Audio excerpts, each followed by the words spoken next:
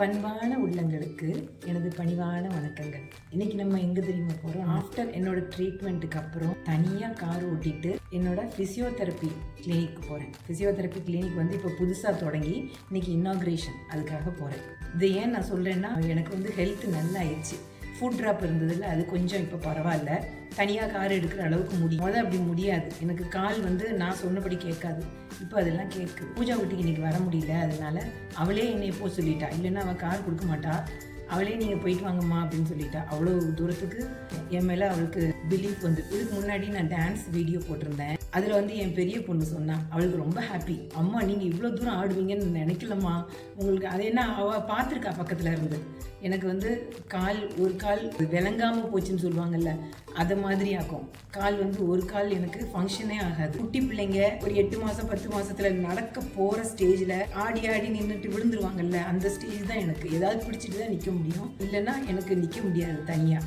ஒரு காலை முன்னிட்டு ஒரு காலை தூக்கவும் முடியாது. அப்படி இருந்தேன்னா இப்போது இந்த ஸ்வேர்ல் ஆகி, அம்மா நீங்கள் அந்த ஸ்வேர்ல் ஆகி உள்ள டான்ஸு பார்த்துட்டு எனக்கு அதிசயமாக இருக்குமா. ஐயோ, டான்ஸ் முடிகிற வரைக்கும் அம்மா விழுந்துடாமல் இருக்கணுமே அப்படின்னு சொல்லிட்டு நான் பிரார்த்திச்சேம்மா அப்படின்னா. ஏன்னா அவ்வளோ மோசமாக இருந்தேன் நான். இப்போ நான் நல்லா ஆயிட்டேன். அதை சொல்கிறதுக்காக தான் இந்த வீடியோ.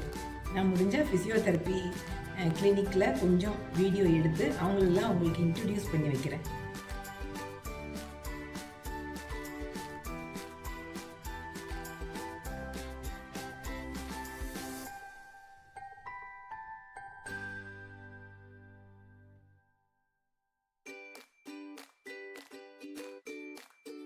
என்ன ட்ரீட்மெண்ட்டு ஃபுட் ட்ராப்புக்கு நான் எடுத்தேன்றதை பற்றி நம்ம வைஷாக்கிட்டே கேட்டு தெரிஞ்சுக்குவோம்.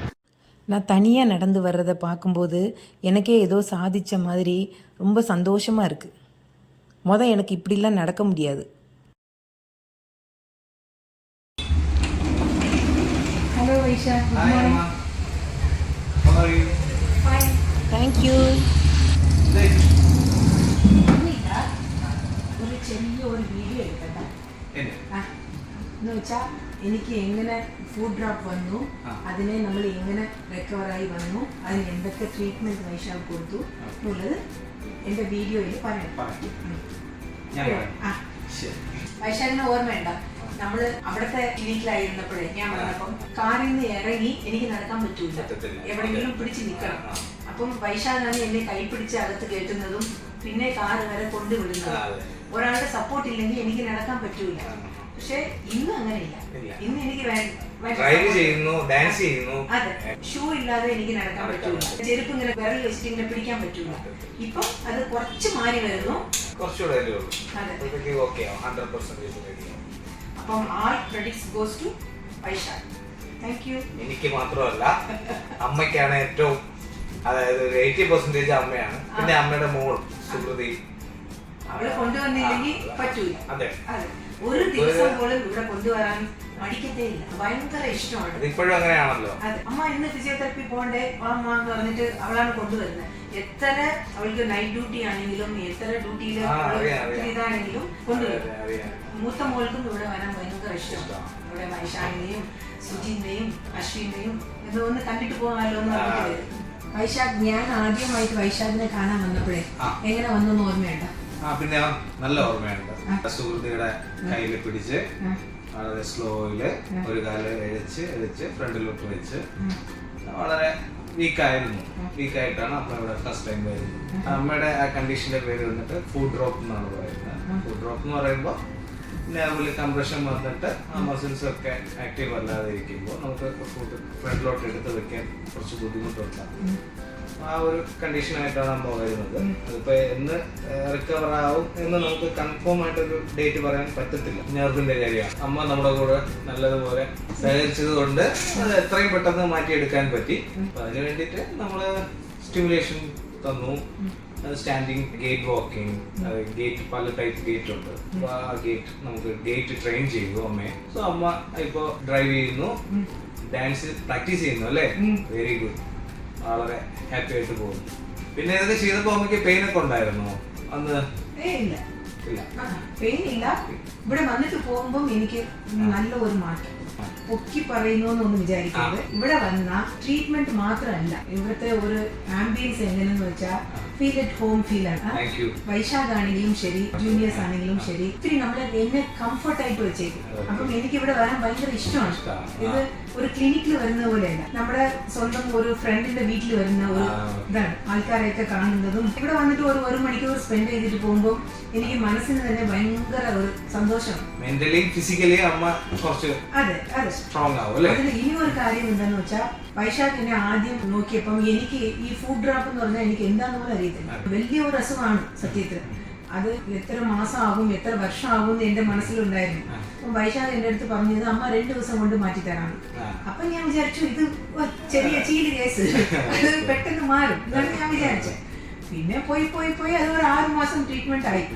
പക്ഷെ എനിക്ക് ആദ്യം ആ 2 ദിവസത്തിൽ മാറ്റി തരാന്ന് പറഞ്ഞപ്പം എനിക്ക് സമാധാനമായി. അതിൽ തന്നെ എന്റെ പകുതി അസുഖം മാറി. കണ്ടീഷൻ ഇത്രേ ഉള്ളൂ എന്ന് തോന്നുന്നു. എന്തോ വലുതാണെന്ന് വിചാരിച്ചിട്ട് അല്ലെ? കണ്ടീഷൻ ചെറിയ ഒരു എന്തോ. അതെ, എനിക്ക് മനസ്സിൽ ഭയങ്കര വിഷമമായിരുന്നു. ഇനി ഞാൻ നടക്കുവോ, മരിക്കുന്ന മുമ്പ് എങ്ങനെയെങ്കിലും നല്ലപോലെ നടന്നു കാണണം എന്നൊക്കെ ഉണ്ടായിരുന്നു. അങ്ങനെ ഒന്നില്ല, ഞാൻ താണ്ട ഓടും എന്നുള്ള രീതിയിലായി. അതിന്റെ കാരണക്കാരൻ വൈശാഖാണ്.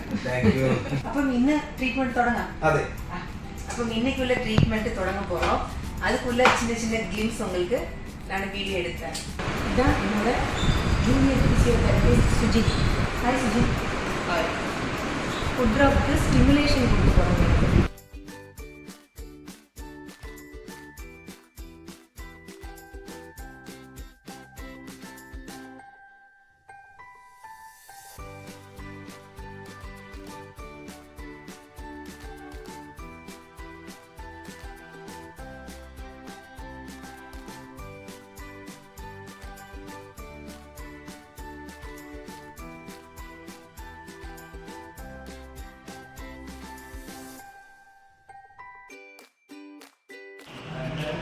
ഇതാ അശ്വിൻ.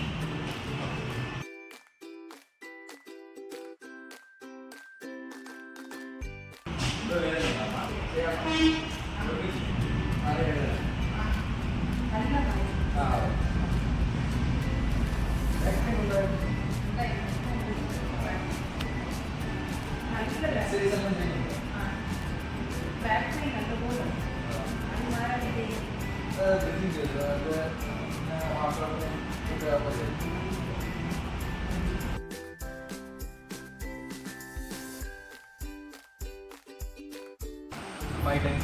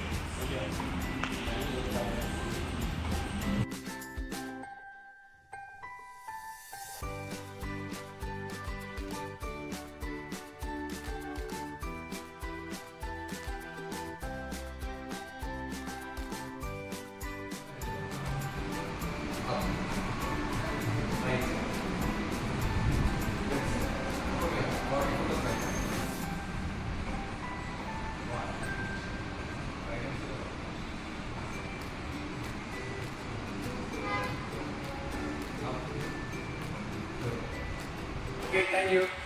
Enggak baik kan?